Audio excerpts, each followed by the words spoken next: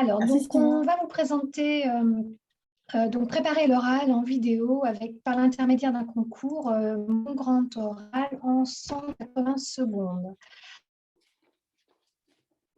L'objet de ce oral, et on l'a envisagé pour tous les élèves de façon à valoriser leur travail et notamment la démarche de travail qu'ils mènent pour l'exercice qu'est le grand oral, hein, pour maintenant ces élèves de lycée.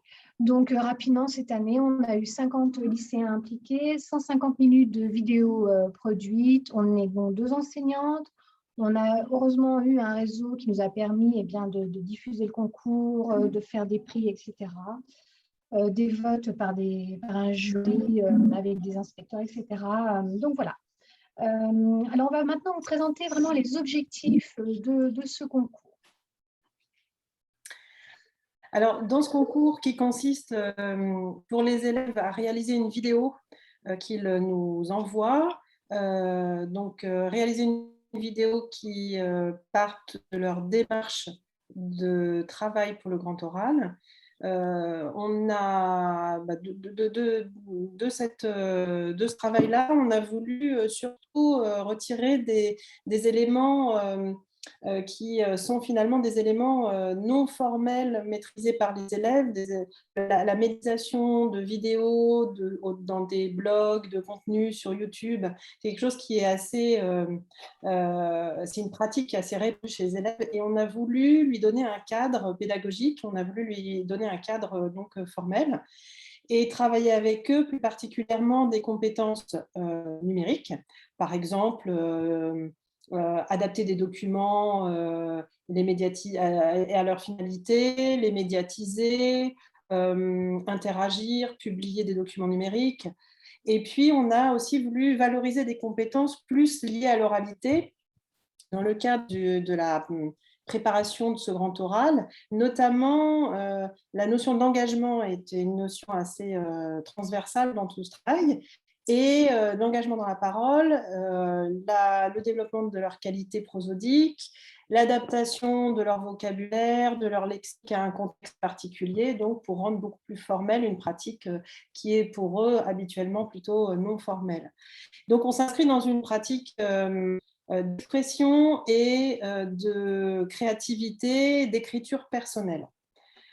Voilà. Alors, pour arriver à ce travail final, qui fait l'objet donc d'une vidéo qu'on peut médiatiser dans le cadre de ce concours, nous, on a imaginé un scénario pédagogique qu'on a découpé en plusieurs séances dans l'année, que Sandrine va vous proposer. Alors, on va dire en septembre, hein, la première séance, ça consiste en une séquence que l'on peut faire avec tous les élèves, hein, qu'ils soient de la seconde, première ou terminale, hein. C'est une séance qui consiste à se présenter, donc une activité orale, hein, par binôme, notamment enregistrer une interview croisée. Ici, donc, les élèves vont avoir, en tout cas, l'intérêt pédagogique pour nous, c'était que les élèves se mettent en scène, prennent des risques et apprennent à s'écouter les uns les autres. Effectivement, parce que ces enregistrements vont être déposés sur un mur collaboratif euh, qui va ensuite être écouté par les pairs, alors en classe ou hors classe, de manière à pouvoir faire un temps de synthèse pour retenir l'ensemble de la production et voir en particulier notamment la maîtrise des compétences d'oral. Pour ça, voilà, une petite grille a été conçue. Donc ça, c'est le premier travail. À peu près ensuite, au mois de janvier, une deuxième séance. Là, on fait travailler les élèves sur leur projet d'orientation. L'élève, dans une courte vidéo, toujours pareil, hein, l'utilisation de la vidéo, doit expliquer les raisons de son choix professionnel. Ce n'est pas présenter une profession. On est sur une argumentation. Donc, notre intérêt pédagogique ici était de préparer les élèves aux facultés langagières, c'est-à-dire apprendre à dire, mais également aux facultés argumentatives, c'est-à-dire apprendre à penser et à expliquer des choix. Toujours développer aussi l'attention qui est portée à l'attitude que l'on a lors d'un oral, ben oui, puisque l'on se filme et on va être vu, et développer les capacités pour mener des recherches personnelles. Alors, ces vidéos, elles ne sont, si l'élève ne le veut pas, ne sont pas diffusées en classe entière. C'est uniquement l'enseignant qui les voit. Ça, c'est un travail, on verra après dans les points de vigilance, que l'on peut appeler la confiance. Troisième séance, en avril, eh bien, on fait travailler les élèves là, sur la démarche de travail qu'ils suivent pour préparer leur exercice du grand oral. Donc là, ils peuvent nous présenter ce qu'ils veulent, mais toujours dans cette préparation au grand oral. Encore une fois, on utilise la vidéo et on a le même intérêt pédagogique. Et là, eh bien, tout ça pour en arriver au mois de mai, eh bien, à la date du concours hein, qui s'est située pour cette année fin mai. Donc voilà, toutes les vidéos devaient être envoyées fin mai. Alors, je vous disais donc que Nathalie va vous présenter maintenant des points de vigilance. Hein. Effectivement, il y a quelques notions à prendre en compte. Alors, on a conçu ce travail d'une manière un peu progressive pour, comme le disait Sandrine tout à l'heure, travailler sur de la confiance. Ce travail progressif, il permet aussi d'adapter la temporalité de la classe, la temporalité des élèves et puis à leurs compétences. Et donc, d'un travail plutôt simple, se présenter et pas tellement engageant, on arrive à un travail beaucoup plus complexe en fin d'année, une vidéo qui développe l'argumentation, qui développe l'engagement de soi et qui mobilise toutes les compétences orales qu'on a petit à petit amenées à développer. La participation au concours est bien entendu rendue non obligatoire, contrairement aux travaux qui sont effectués en classe, puisque participer au concours, ça veut dire aussi s'exposer au regard extérieur, au regard d'un jury, à être évalué hors contexte scolaire. Et donc, bien entendu, cette participation n'est pas obligatoire. Les vidéos dans le cadre de la classe sont réservées aux enseignants pour fournir un cadre structurant et un cadre sécurisant. Et ce cadre sécurisant, en fait, il est important qu'il soit explicité dès le départ, que la médiatisation soit absolument transparente et de manière à ce que quand on est amené parfois à observer les vidéos de camarades ou la sienne, on puisse être dans une posture bienveillante, sans jugement. Et nous, on travaille particulièrement dans notre discipline à ce moment-là, l'empathie, le non-jugement, l'écoute active. Et donc, ce contexte, il est important aussi de le situer dans le cadre du RGPD. Et nous, on a particulièrement été vigilante en tant qu'enseignante à fournir à la fois des supports qui soient RGPD, mais aussi une démarche qui soit éthique, avec des vidéos non répertoriées, etc. Il y a un point 5, un contexte aussi formel qu'on a travaillé, hein, que j'ai oublié de mentionner. Ce contexte formel, ça permet aussi, dans le cadre de la vidéo, de rappeler qu'il y a une part d'intime qui s'exprime dans la vidéo, mais justement distinguer la sphère privée, la sphère intime, la sphère professionnelle ou étudiante. Un travail autour de l'adaptation de soi-même, de sa posture, de son langage, de son vocabulaire, etc., au contexte dans lequel on inscrit cette vidéo. Voilà. Si vous le souhaitez, puisqu'on arrive à la fin de notre présentation, vous pourrez voir les vidéos des lauréats de l'Académie de Normandie, Versailles, Clermont-Ferrand, Strasbourg ou Amiens sur le Geniali qu'on laissera à votre disposition. Voilà, Sandrine, je ne sais pas si tu as le temps de rajouter quelque chose. Oh non, je pense qu'on a été très complète et surtout, je ne sais pas du tout combien de temps on a tenu. Donc, si on peut répondre à vos questions, il n'y a pas de souci. On 8 les minutes. attend avec... 8 minutes 30 exactement. Wow, d'accord, ok. Donc, très bonne maîtrise du timing. Oh, ouais. Super. Alors, je propose, alors je crois il me semble que c'est Christelle qui enchaîne, c'est bien ça? Je propose que pendant que Christelle active, alors est-ce que tu veux partager toi le diapo ou est-ce que tu veux que je le fasse? Je préfère que tu le fasses. Ok, donc pendant que je fais la manip, je vous laisse jeter un œil sur le chat pour, eh bien, tout simplement pour poser éventuellement des questions ou faire des commentaires, faire des retours, dire en quoi ce travail-là vous inspire, etc. Et moi, j'ai plus les yeux sur le chat, donc je suis aveugle. Ah oui, effectivement, adapté à l'oral du brevet, effectivement, on n'y avait pas pensé, mais c'est tout à fait réalisable. Absolument. Et à transposer avec, par exemple, le stage plutôt que le projet professionnel ou même voir le projet d'études. Oui, c'est une super bonne idée. On peut même aller jusqu'au lycée professionnel et les chefs-d'œuvre. Enfin, je veux dire, c'est vraiment quelque chose qui peut effectivement se faire du moment qu'il y a de l'oral. Voilà, c'est vraiment, quand on disait, c'est envisagé pour tous les élèves, hein, il y a vraiment ce côté-là. Ah bah super. Merci beaucoup. Je propose, alors est-ce que vous voyez bien mon écran? Parfait. Et alors, je vais provoquer un petit peu de frustration de la part d'Anne-Cécile et de Anne, Oui. parce qu'il y a deux questions que je ne vais pas prendre pour l'instant. On y reviendra tout à l'heure. Je suis désolé Anne-Cécile et je suis désolé Anne. Christelle, alors, je vais te laisser te présenter. Ça, je le chronomètre pas.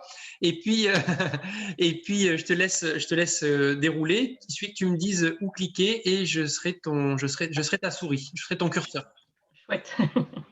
Très bien. Donc, moi, je me présente, Christelle Renou. Je suis enseignante dans une école élémentaire qui est, on va dire, à l'est de la Dordogne. Je suis en limite de la Corrèze et c'est une école qui est en REP. Nous avons un fort public d'origine étrangère, donc avec un gros problème de langage et de maîtrise du langage. Par contre, aucun problème de comportement à côté. Donc, on a quand même une chance importante. À côté de ça, on s'est rendu compte que nos élèves étaient en grosse difficulté. Et donc, avec 2 ou 3 collègues, nous avons mis en place des classes coopératives dans notre école qui nous ont permis justement de travailler beaucoup en interaction avec les enfants et donc de travailler beaucoup l'oral. Donc moi, je vais vous présenter 2 temps importants d'oral dans ma classe, le quad 9 et le conseil. Donc Simon, tu peux cliquer au milieu. Le quad 9 est quelque chose qui est mis en place tous les jours. Les enfants, ça leur permet de se mettre, on va dire, en situation d'élève et de quitter petit à petit leurs habits d'enfants. C'est quelque chose qui est assez cadré dans la classe. Les enfants s'y inscrivent obligatoirement. On a un élève qui est chargé de la présidence et qui va s'occuper de mener, on va dire, le temps d'oral. Moi, je n'interviens pas, à part lui donner le top de départ. Donc, l'élève mène tout, interroge ses élèves, donne la parole, répartit, relance. Et petit à petit, comme ça, à la fin de ce quad 9, ils sont capables on va dire, d'entrer à peu près dans l'activité et dans nos rituels. La deuxième activité, c'est le conseil. Le conseil, lui, il a lieu une seule fois par semaine. Il doit être en dessous, Simon. Et le conseil est fait une fois par semaine. Lui aussi, il est très cadré. Il y a également un enfant, un élève qui est président, qui peut être aidé par d'autres élèves. L'enseignant est en retrait. On va dire, il ne prend la parole qu'en levant la main, lui aussi comme un autre participant, au même niveau qu'un autre élève. Les enfants préparent le conseil, généralement la veille, sur un temps de devoir. Et là aussi, il y a des cadres à respecter qui permettent à l'enfant président d'évoluer dans on va dire, une grande confiance et de faire participer ses camarades. Les autres, effectivement, eux aussi sont obligés on va dire, d'argumenter, d'expliquer ce qu'ils veulent, de dérouler leurs pensées. Et généralement, chaque enfant ou le président à la fin peut faire voter une idée qu'ils ont eue pour voir si elle peut être adoptée dans la classe. Donc là, il y a un vrai lâcher-prise de l'enseignant par rapport à ça pour que l'enseignant, finalement, soit peu intervenant. Donc le contexte, je crois que je l'ai déjà dit, Simon, mais on peut le repasser. Voilà, le contexte, donc, c'était bien de permettre à notre école en REP de donner un peu de pouvoir aux enfants, de leur donner des temps d'oral. Ce sont des enfants qui sont petits, puisque moi, j'ai des CM 1 ou 2, ça dépend des années, donc ils ont 9 ans, 10 ans. Ils aiment encore bien parler de ce qu'ils font, ça a encore beaucoup d'importance. Et donc, tous les jours, ça leur permet de ramener quelque chose de joyeux ou pas de la maison et de communiquer auprès des enfants. Et le temps de conseil, c'est aussi pour donner de la place aux enfants et leur donner aussi l'impression que le fonctionnement de la classe peut évoluer en fonction de leurs besoins ou de leurs envies. Voilà, on peut passer du coup aux postures. Alors, les postures, donc effectivement, pour l'enseignant, c'est à la fois imposer un cadre. Donc, on le pose en démarrage avec une classe coopérative. On est garant de ce cadre et ensuite, on se met énormément en retrait. Donc, il y a un vrai lâcher-prise. Il faut laisser les enfants se débrouiller. Bien sûr, on est quand même là pour la sécurité. Donc, on peut réintervenir si nécessaire quand on voit que ça dérape. Et après, on est au moins pour le quad 9, on est dans aussi un travail d'accompagnement. Il m'arrive très fréquemment de montrer avec l'ordinateur et le VPI un complément d'information, une image qui viendrait expliquer quelque chose qu'ils n'ont pas compris. Pour l'enfant, c'est un cadre scolaire. Ils savent que bon, finalement, ça se met en place. Ça fait partie des activités scolaires qu'on peut présenter. Donc, ils rentrent dedans par obligation. Et ensuite, on voit qu'ils sont de plus en plus, au fur et à mesure de l'année, dans une posture plus réflexive, où ils vont introduire leur sujet, ils vont y réfléchir par rapport à des choses qui ont pu se passer, et ils vont être obligés de mettre des mots avec un certain niveau de langage pour pouvoir parler dans la classe et qu'on accepte aussi d'écouter ou que je ne sanctionne pas. Voilà. Ensuite, je ne me rappelle plus, voilà, la transférabilité. Elle peut se faire alors à plein niveau, hein, on peut l'utiliser pour tout démarrage de réunion tel quel. Pour le Quad 9, moi je sais que j'assiste à des réunions d'adultes et donc on utilise le Quad 9 exactement pareil. On peut aussi l'utiliser en l'adaptant un petit peu pour plein de moments où il y a des réunions, que ce soit dans une école avec les délégués pour le collège et le lycée, la vie lycéenne, et plein d'autres choses. Donc là, on adapte chaque établissement à son rythme, l'inscription nécessaire ou pas, la durée.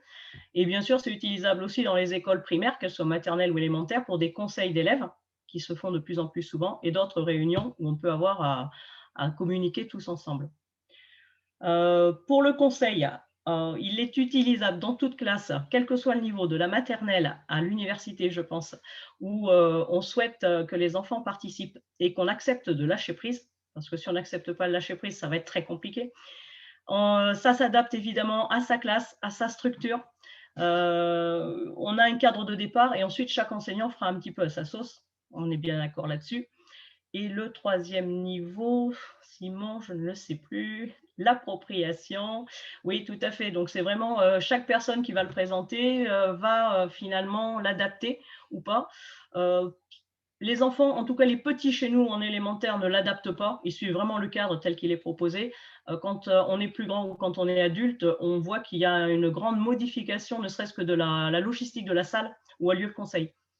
Donc, je pense que plus les élèves vont être grands et plus ils vont s'autoriser à faire ces changements-là en restant dans le cadre. Donc, ensuite, en évaluation, alors les évaluations, quand il s'agit du Quad 9, pardon, eh ben, il n'y en a pas du tout. Hein, c'est simplement le fait que les enfants se parlent et qu'on se pose des questions. Donc, pas d'évaluation de la part de l'enseignant, pas d'évaluation de la part des élèves. L'intérêt, c'est quand même qu'il y a des enfants qui vont poser des questions ou alors l'information va glisser puis on passe tout de suite à une autre. Donc ça, c'est quand même pour les enfants l'évaluation entre eux qui est, on va dire, des fois très gênante parce que voilà, ça tombe à plat. Certains enfants vont prendre la parole très régulièrement, vont oser dès le départ, d'autres vont oser petit à petit. Et les élèves timides prennent vraiment, on va dire, un peu le pouvoir de ce temps d'oral sur la fin de l'année, sur le 3e trimestre.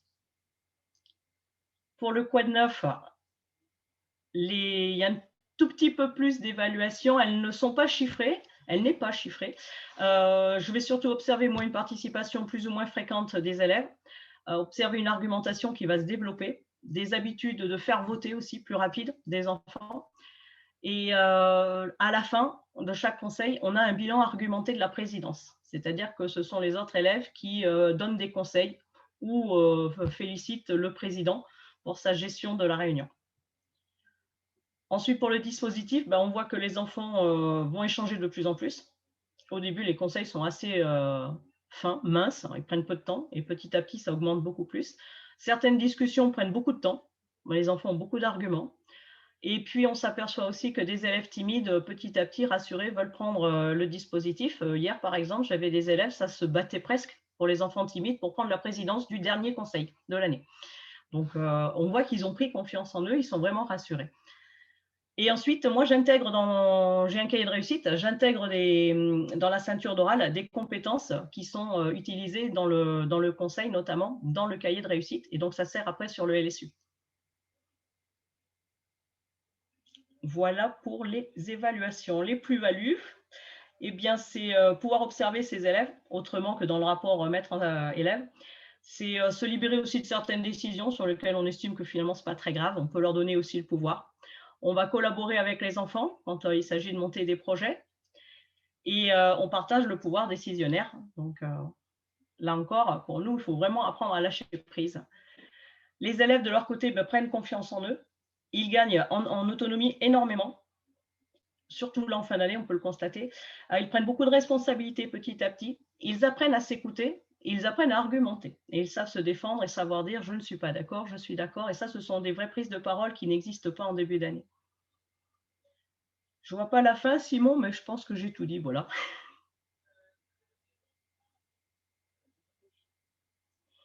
Et ensuite, je ne sais pas ce qui reste. Eh bien, je crois que tu as fait le tour. Eh bien voilà, j'ai fait le tour. Donc, merci beaucoup. Ça a duré 9 minutes. Ah. Donc, on reste dans le timing. Et donc, merci beaucoup pour cette inspiration. Alors, avant que les collègues dégainent, moi, je fais un petit retour. Moi, je suis enseignant en lycée. J'ai principalement des terminales. Et je vois, alors moi, je les ai moins que toi en classe parce que toi, tu les as sur l'ensemble de la semaine. Mais je vois déjà des pistes. C'est-à-dire que ce soit le Quad 9 ou que ce soit le conseil, j'en vois une application, alors peut-être moins sur le quotidien des élèves que sur des applications vraiment très, très disciplinaires, sur de la régulation des notions. Et donc, c'est une source d'inspiration qui est très riche. Moi, je suis très friand des exemples apportés par les collègues premier degré, justement, parce que voilà, le fait d'avoir un regard un peu lointain nous permet d'avoir de nouveaux horizons qui me plaisent beaucoup. Donc, merci pour cette présentation. Eric nous dit, oui, expliquer ce que l'on a compris du dernier cours, par exemple. Par exemple, tout à fait, Eric. Ok, merci beaucoup. Je vois que nous sommes 27. J'avais levé les yeux du nombre de connexions. Je suis très content. Et je crois qu'il me semble que c'est à Marie d'enchaîner. Donc, n'hésitez pas encore une fois, si jamais vous avez des commentaires à faire, des questions à poser, des retours d'expérience qui sont convergents avec ce qui est présenté, n'hésitez pas évidemment à prendre la parole. Alors, pendant le temps très contraint, je les ai vraiment contraintes à mort. Donc, c'est difficile de les interrompre. Mais après, enfin voilà, notez toutes vos questions dans le chat et évidemment, ou activez vos micros à la fin pour que je relaie tout ça. Donc, Marie s'y présente, Marie Michalek. Voilà, ça y est, c'est bon. C'est bon, Marie? Bonjour. Oui, ça y est. Bonjour. J'ai oublié d'activer mon micro. Bonjour. Bonjour. Est-ce que tu veux que je partage mon écran ou est-ce que tu partages Non, ça devrait aller. C'est bon. C'est bon, là, comme ça, tout le monde voit. Magnifique. Bon, super. Moi, je suis donc Marie Michalek, enseignante de français, voilà, qui utilise un petit peu ses connaissances pour mettre en œuvre des activités d'oral. Ce dont je vais vous parler, alors je déclenche mon chrono, moi, parce que je suis très bavarde. Donc, je vais essayer de me surveiller. Simon, il sait de quoi je parle. J'ai réfléchi à ce que j'allais vous présenter parce que je mène quand même un certain nombre d'activités dans ma classe. Et en fait, il y a une chose que j'ai trouvée moins intéressante quand on réfléchit aux pratiques pédagogiques, c'est des activités progressives. Donc, en fait, j'ai été un petit peu embêtée, moi, quand j'étais en collège et que j'ai commencé à réfléchir à l'oral, c'est qu'on se retrouve, et notamment sur le niveau de 4e, avec des élèves qui sont en difficulté pour la prise de parole, pour plusieurs raisons, notamment parce qu'ils perdent confiance en eux, je trouve, moi, entre la 6e et la 4e, par exemple. À mon sens, c'est lié aussi avec une certaine difficulté à être à l'aise avec son corps. À ça, on met en parallèle le fait que nos programmes nous demandent de développer vraiment des compétences orales, et je pense qu'on est vraiment... on doit être dans quelque chose qui est progressif sur tous les niveaux de classe, toutes les disciplines. Et donc, je vais peut-être mettre ça. Je me suis demandé comment j'allais permettre à un adolescent en pleine crise avec son image de préparer l'oral du DNB. Et puis, dans une perspective plus longue maintenant, peut-être le grand oral. Donc, proposer des activités progressives, dans la mesure du possible différenciées, autour toujours des compétences du socle commun. Donc, en fait, en termes de contexte, j'ai décidé d'avoir des activités décrochées, donc respiration, stress, des petites activités, et puis des activités intégratives, c'est-à-dire que je vais réussir à travailler un petit peu mes contenus tout en mettant en œuvre des compétences d'oral. La première activité que je leur propose, c'est de réaliser des capsules vidéo sur des notions de langue, parce que je trouve que l'entrée est plus facile. Ça va me permettre aussi aux élèves de s'approprier des notions. Donc, ils vont avoir des supports de révision. Globalement, il y a un temps de recherche, une mise en commun au tableau avec tous les élèves. Donc là, on est dans la compétence échangée. Un réinvestissement à l'oral, c'est-à-dire que je leur demande ensuite, à partir de la prise de notes de la carte mentale élaborée individuellement, d'expliquer à un élève la notion. Il réalise à deux un scénario. ils réalisent la capsule et ils s'enregistrent. Il y a toujours un enregistrement au moins de la voix.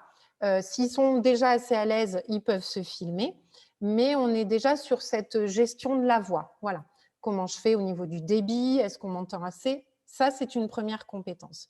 Une fois qu'on a passé ce premier travail, on passe sur une deuxième activité. Alors, ce n'est pas forcément tout groupé dans l'année, ça peut être plusieurs capsules, etc.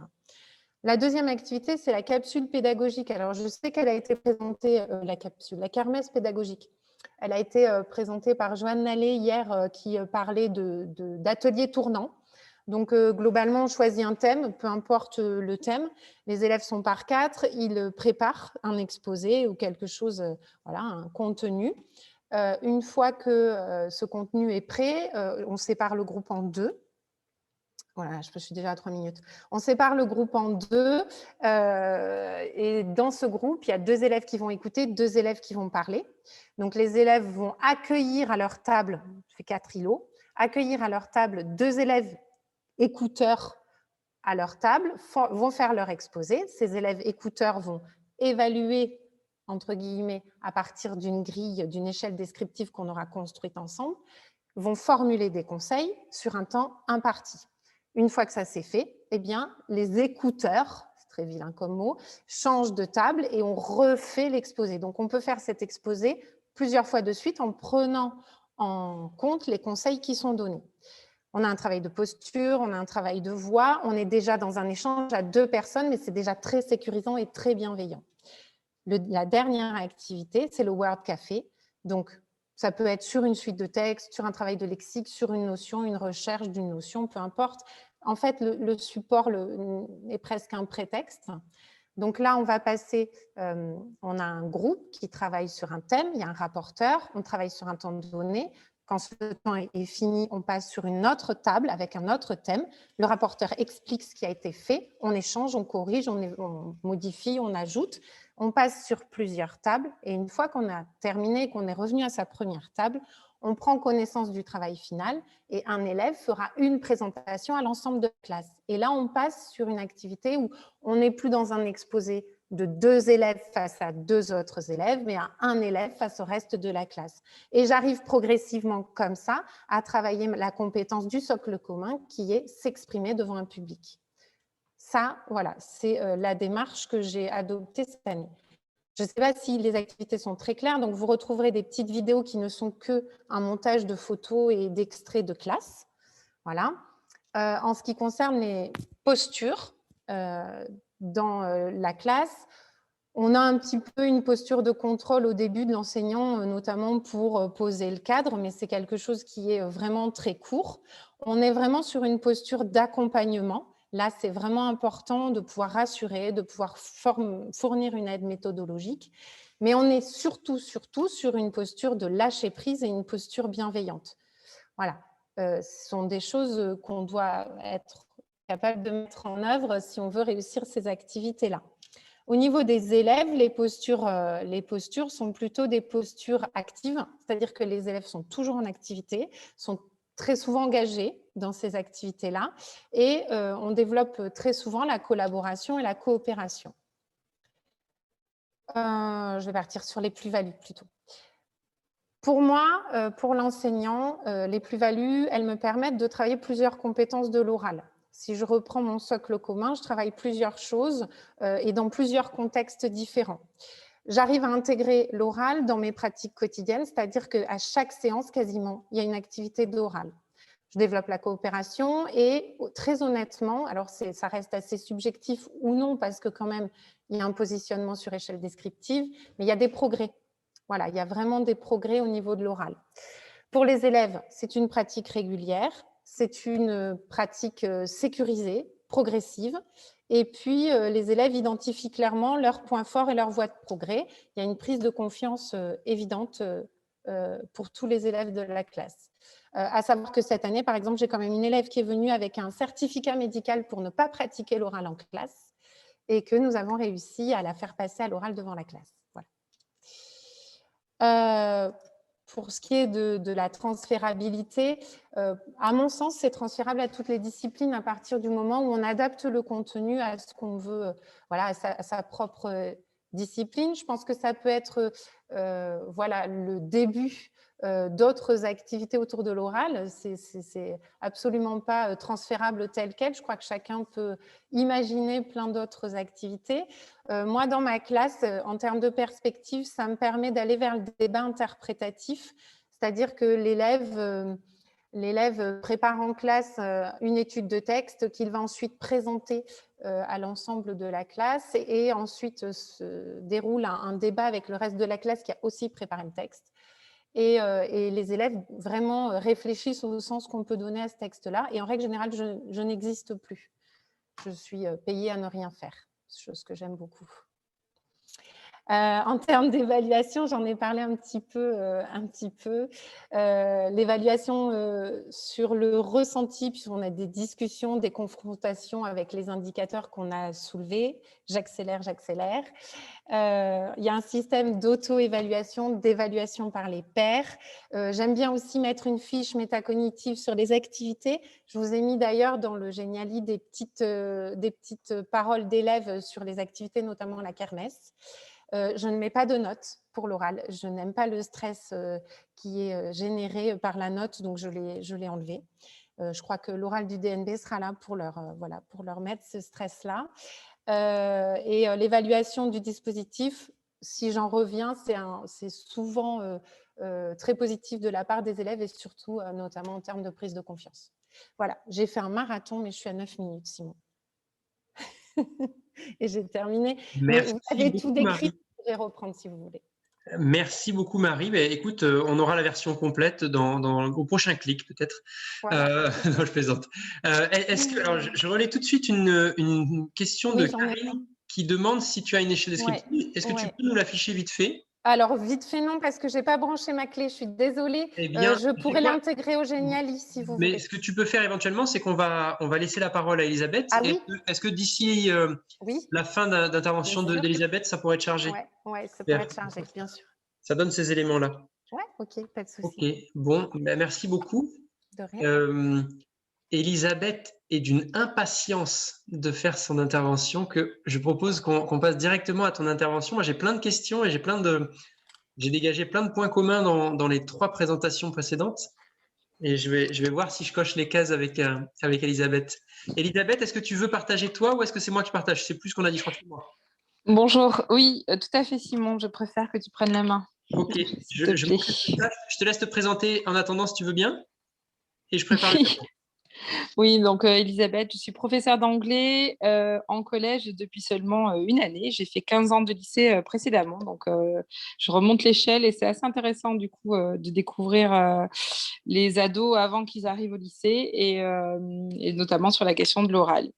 Donc aujourd'hui, je vais vous présenter 3 exemples de pratiques en langue vivante, mais qui sont adaptables aussi, il me semble, à d'autres disciplines. Je l'ai intitulé « Je parle donc je suis ». Il y a une question de ce qu'on appelle, moi aussi je vais lancer le chrono, d'empowerment. Je vous expliquerai ça tout à l'heure. Alors, les 3 pratiques sont, pour le contexte, Simon, s'il te plaît, le small talk ritual. Alors, small talk chez les Anglais, c'est vraiment la conversation inopinée qu'on peut avoir dans la rue avec n'importe qui. Les pratiques théâtrales ou cinématographiques, les reconstitutions de débats ou de discours.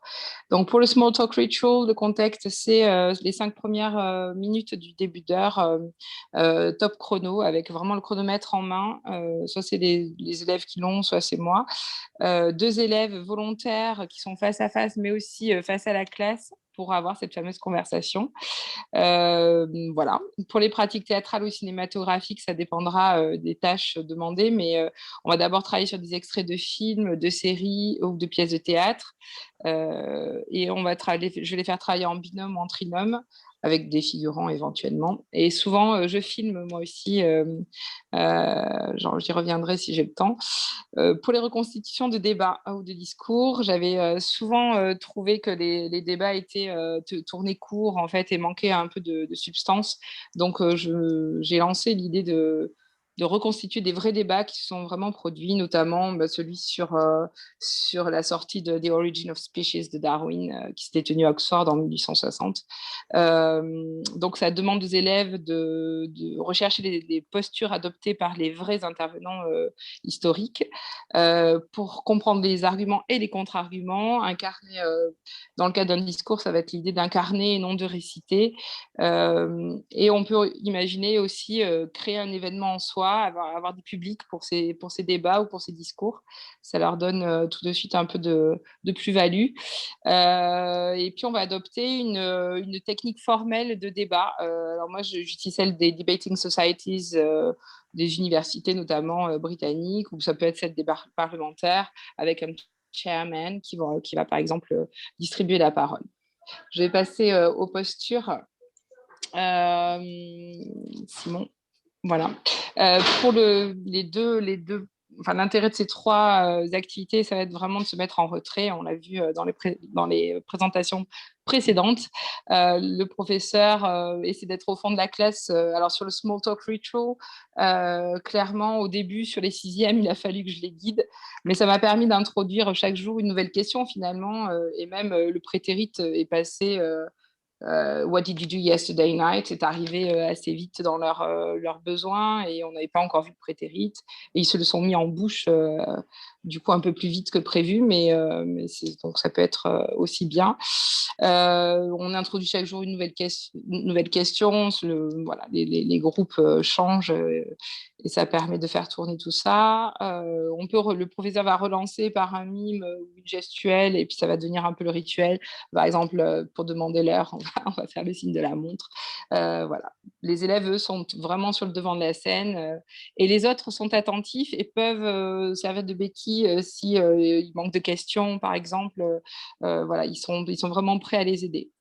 Pour les pratiques théâtrales ou cinématographiques, pareil, on va accompagner le binôme ou le trinôme d'élèves sur le texte à jouer, mais aussi sur le script à écrire. Hein, ça dépend s'ils ont un script à écrire ou pas, sur la langue, le fond et la mise en scène.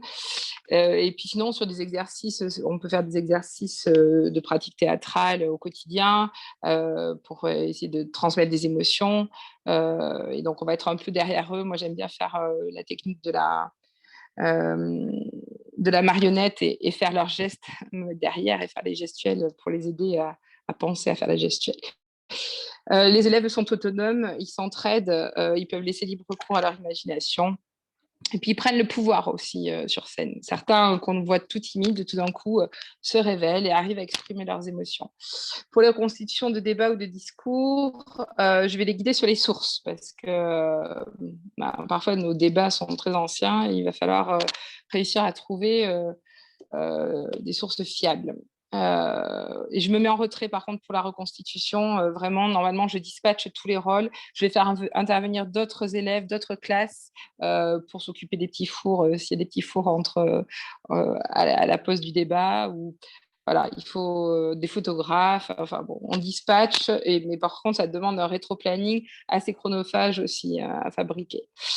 Les postures des élèves, ils recherchent en équipe les arguments de leur camp, mais aussi les contre-arguments pour développer la stratégie. Si l'autre équipe avance, quand ils avanceront tel argument, nous, c'est cet argument qu'on avancera à ce moment-là. Ils vont donc incarner une figure historique, adopter un protocole de débat, et ils endossent une cause et ils apprennent à manier la conviction et la persuasion. Je vais passer aux évaluations, je pense, rapidement. Pour l'évaluation, ça va être vraiment, nous, en langue, on va évaluer les phonèmes, la réalisation des phonèmes, la prosodie, mais aussi le ton. J'aime bien demander aux autres élèves aussi d'évaluer le bonus poil. Alors, c'est vraiment en référence à André Manoukian, pour ceux qui le connaissent. Le bonus poil, c'est vraiment si les poils se sont hérissés sur les bras, sur le discours de Martin Luther King, par exemple, ils arrivent vraiment à nous émouvoir et à bien endosser le texte. Voilà, ils peuvent avoir des bonus distribués par l'assistance. Les élèves sont plus motivés. même s'ils ont l'impression que c'est plus ludique, mais souvent, ça ne l'est pas. Enfin, ça peut être quand même très technique. Si le texte n'est pas appris ou très long à apprendre, c'est vrai que ça peut permettre, ça peut compliquer les choses pour certains d'entre eux qui ont des difficultés. Donc, je pense qu'en amont, j'essaie de voir avec eux, faire un petit contrat. Non, toi, tu vas faire que la première strophe, ou voilà, essayer de couper et permettre à chacun d'être en position de réussite. Le montage des films reste chronophage, hein, et puis souvent, on n'a pas de matériel, c'est du matériel perso, et voilà, je sais plus ce que je voulais dire. La valorisation de la création des créations des élèves peut être vraiment pertinente. Moi, j'aime bien, j'avais organisé un Movie Awards une année avec une soirée où il y avait un tapis rouge presque. Voilà, ça met en valeur leur travail et franchement, ils sont assez flattés. Je vais peut-être passer aux plus-values. Enfin, vous allez voir, c'est assez classique. La mise en bouche, je vous en ai déjà parlé, de choses, d'éléments linguistiques, intonatifs. Voilà, nous, en langue, ça va être intéressant. Pour les élèves, ils vont pouvoir aussi exprimer, voire affirmer ou définir leur personnalité. Cette notion d'empowerment qu'on ne peut pas traduire en français, c'est cette parole qui est vectrice de libération de l'élève, qui va se rendre compte qu'il peut faire des choses. À mon avis, c'est assez clé pour devenir un citoyen éclairé à l'avenir. La prise de confiance, la mémorisation des schémas intonatifs. Ça va préparer pour les échéances orales de la vie, hein, donc le fameux oral de brevet, le grand oral, l'entretien d'embauche, mais pas que. Un rendez-vous amoureux aussi, pourquoi pas. Je maîtrise mon corps, ma pensée et mes émotions.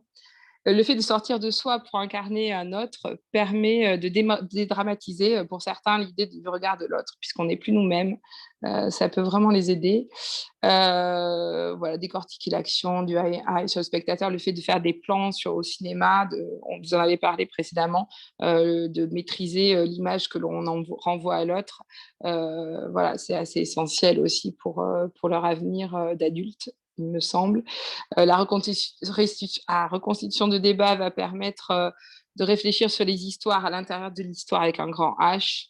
Et puis, ils vont travailler leur répartie et peut-être aussi développer un goût pour les debating societies.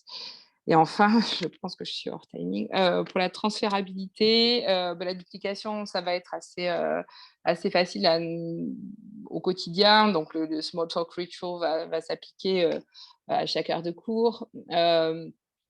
Pour les pratiques théâtrales, on va pouvoir faire les mêmes techniques dans d'autres disciplines. Et ça va aussi leur permettre de constituer un socle de citations. Ils sont contents de pouvoir citer Martin Luther King, par exemple. La méthodologie de débat va être duplicable à n'importe quelle autre situation de débat formel et dans l'appropriation, dans leur vie de tous les jours, entre amis, collègues, voisins, le débat sur les sujets de société. C'est un peu notre vie de citoyen au quotidien. Pardon. Qu'est-ce qu'il fallait que je vous dise d'autre? Je pense que voilà, vous lirez ça plus en détail. Je ne vais pas parler plus longtemps. Voilà. Merci beaucoup, Elisabeth. Merci beaucoup. Alors, je vais... Ouais. 9h35. J'étais trop rapide, tu vois. Trop lente, non, pardon. Ok, Merci. Je coupe mon partage d'écran et je vais aller dans le chat parce que je ne voyais pas les deux en même temps. Peut-être que c'est possible, mais je ne sais pas le faire.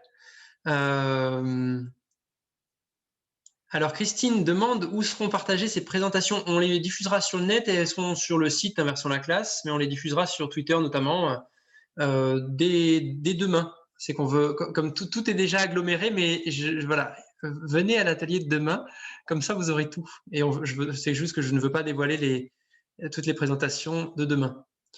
Voilà.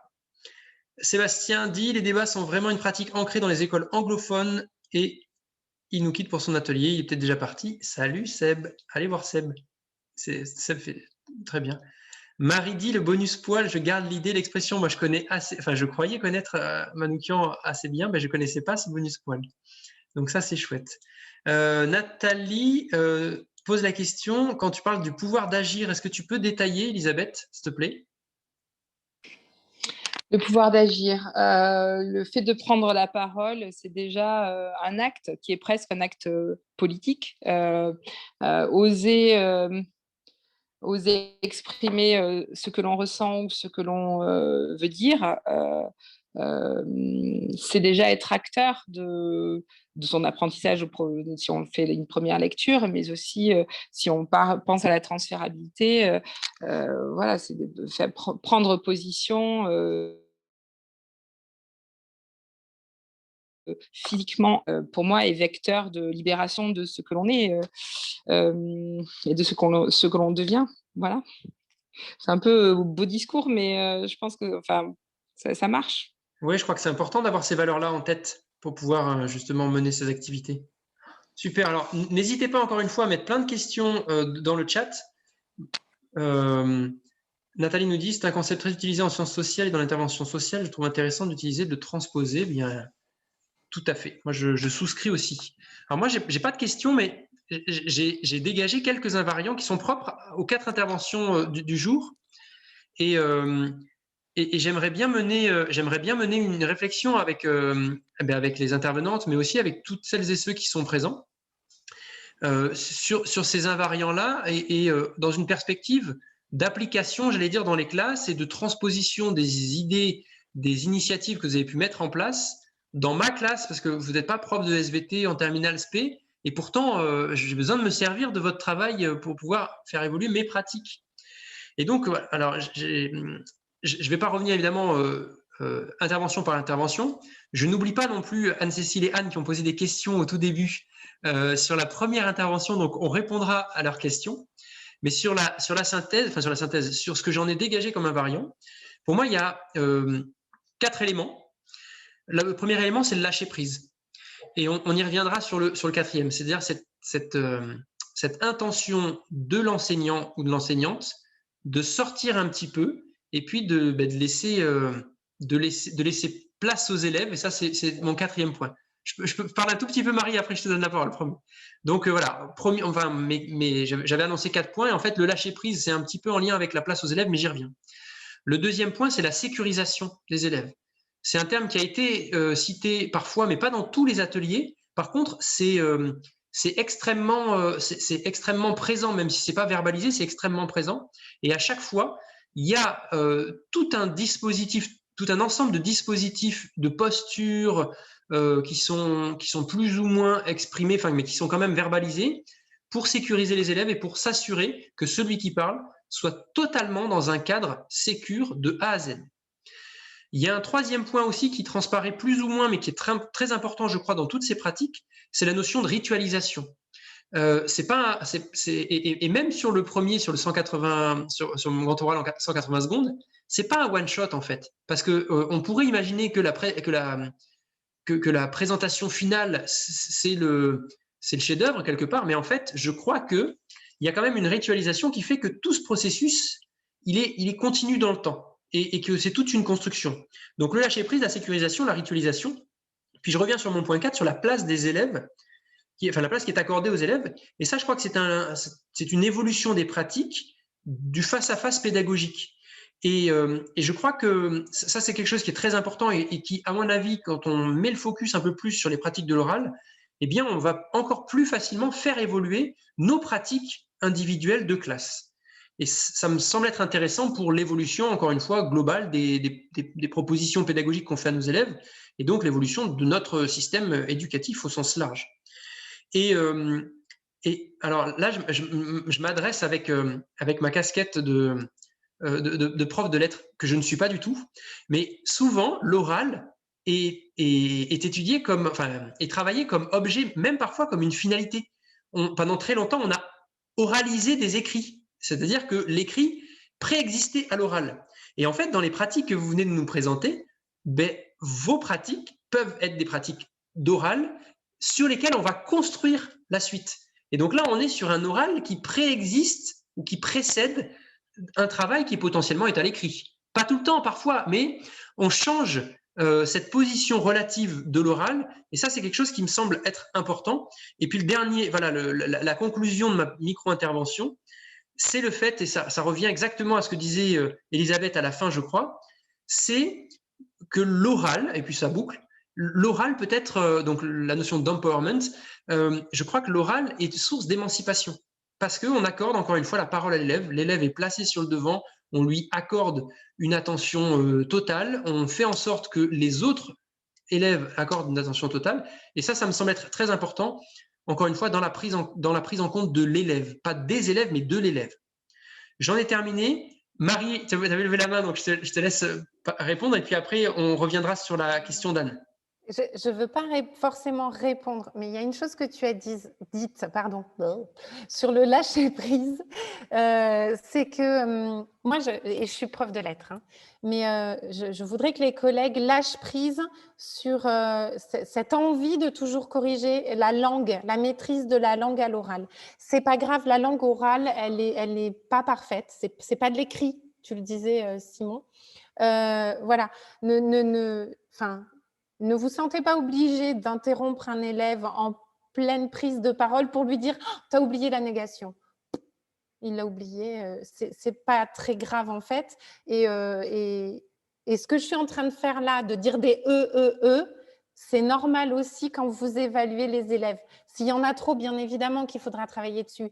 Mais il faut avoir aussi conscience que l'élève, il construit son discours en même temps qu'il le prononce. Nous, adultes, on a du mal. Et en fait, pour les élèves, c'est encore plus compliqué. Et si on passe notre temps à les reprendre sur ces choses-là, je crois qu'on rate ce que c'est vraiment l'oral. Voilà. C'était juste pour déculpabiliser les collègues qui parfois n'osent pas interrompre un élève parce que la maîtrise de la langue, elle n'est pas parfaite. Mais ce n'est pas très grave. Voilà, c'était tout. Merci Marie, mais c'est important qu'on entende ça aussi de temps en temps pour apaiser les trucs et puis pour faire diminuer un petit peu la tension. Céline nous dit le lâcher prise des élèves est possible car il y a une grosse préparation aussi avant de l'enseignant qui réfléchit à une progressivité des apprentissages et qui permet aussi de sécuriser. Je suis tout à fait d'accord avec toi Céline, mais pas toujours. Rendez-vous demain à 15h et moi très clairement je fais des oraux avec zéro filet de sécurité, avec rien du tout, zéro préparation, zéro filet de sécurité et ça fonctionne manifestement assez bien, je prends des risques, hein, mais ça tourne. Donc, c'est vrai, c'est très souvent vrai. La plupart du temps, sans aucun doute. L'important, c'est de mettre les élèves dans des situations différentes d'oral. En fait, il faut qu'ils aient un panel de tout ce qu'on peut faire. On a tous proposé là une activité qu'on fait. Il y en a plein d'autres. On en pratique plein d'autres et voilà. Faut qu'ils soient... Alors, je reviens sur la question d'Anne de tout à l'heure parce que quand même, je m'étais engagé à ce qu'on garde enfin qu'on reprenne cette question-là. Donc, cette question s'adresse particulièrement à Nathalie et à Sandrine. À quel moment vos élèves choisissent-ils ou choisissent-elles leur question de grand oral dans le processus de préparation de cette vidéo, cette capsule? À quel moment? Alors, en fait, c'est un travail qui est initié en première, mais qui se concrétise en terminale. Et donc, peu importe, un élève peut, dès la fin de la première, avoir en tête l'idée d'une question et un autre peut l'avoir au mois de, je vais être extrême, mais mars de l'année de terminale. L'important, c'est le déroulé, la recherche documentaire, le choix du thème, comment il cerne son objet, comment il formule sa problématique, quelle enquête il va faire sur le terrain. C'est l'amener en fait dans une démarche un peu complexe à finalement formaliser cette question sur laquelle on focalise, mais finalement qui est juste un prétexte à l'oralité. Parce que je voudrais juste revenir sur un élément que vous avez mentionné tout à l'heure, il y a la question de la spontanéité du discours dans la prise de parole et l'oralité. Effectivement, le discours spontané, il est intéressant parce qu'il permet de travailler sans, le fait de parler sans avoir de notes et de s'émanciper d'un contenu. Mais les élèves aussi ont besoin d'être sécurisés sur ce qu'ils savent et ce qu'ils vont pouvoir en dire. Donc, voilà, c'était juste une réflexion sur le dosage entre le discours spontané, la prise de parole, justement de l'estime de soi, de la confiance qu'on instaure. Et en même temps, cette confiance, elle ne peut s'inscrire que s'il y a une assise de contenu, voilà, au moins de maîtrise, même si elle est toute relative. Voilà, j'espère que j'ai répondu à la Ouais, question aussi de... je suis d'accord sur cette dernière phrase. En fait, on se rend compte que les élèves, quand ils maîtrisent le contenu, ça fait baisser la part de stress. Et du coup, ils ont des ressources pour pouvoir construire leur discours. Voilà. Et en fait, il ne faut pas qu'on oublie de travailler toutes les compétences parce que, par exemple, dans le grand oral, il y a ce fameux exposé, cette question qu'on va exposer, mais il y a aussi une partie d'échange avec le jury. Donc, il faut être capable d'écouter ce que le jury dit. Donc, il faut aussi travailler l'écoute, il faut travailler la capacité à rebondir, enfin voilà. Et c'est pareil pour le DNB. Marie se prépare à prendre son poste en lycée l'an prochain. Marie est à la charnière entre l'oral de DNB et le grand oral. Et Marie avait réfléchi à ça, mais maintenant elle stresse, tu vois, d'aller au lycée. Eh bien, c'est parfait, c'est très bien le stress. Est-ce qu'il y a d'autres questions ou d'autres commentaires? On va s'arrêter dans 2 minutes et pendant que vous êtes en train de formuler vos questions dans votre tête ou sur le chat, ou bref, on a un gros problème de Zoom.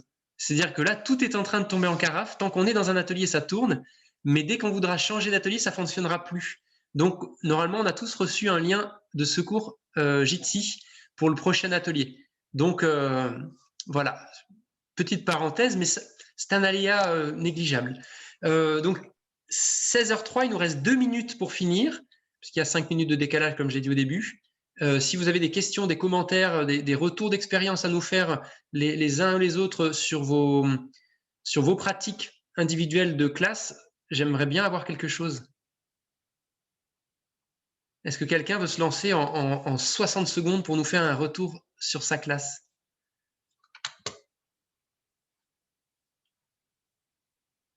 Pas de retour. Vous avez fait le tour de la question, les filles, et il n'y a plus rien à dire après vous. Bah écoutez, alors moi, si on n'a plus rien à dire, je vais mettre mon petit grain de sel. Pour rebondir sur ce qu'Elisabeth a dit tout à l'heure autour de sa pratique en langue vivante, pour enseigner aussi en ETLV, qui est l'enseignement technologique en langue vivante, donc anglais avec ma collègue en co-animation, j'ai beaucoup appris sur l'oral et sur la mise en situation, dans cette scénarisation qui est omniprésente en langue. Et vraiment, je crois qu'il y a beaucoup à apprendre des collègues de langue sur cet aspect-là. Voilà, c'était mon petit grain de... Eh bien, merci beaucoup. Et en fait, je propose qu'on en reste là, parce que c'est un mot conclusif qui me convient pleinement. Donc, merci encore à toutes et à tous. Je vais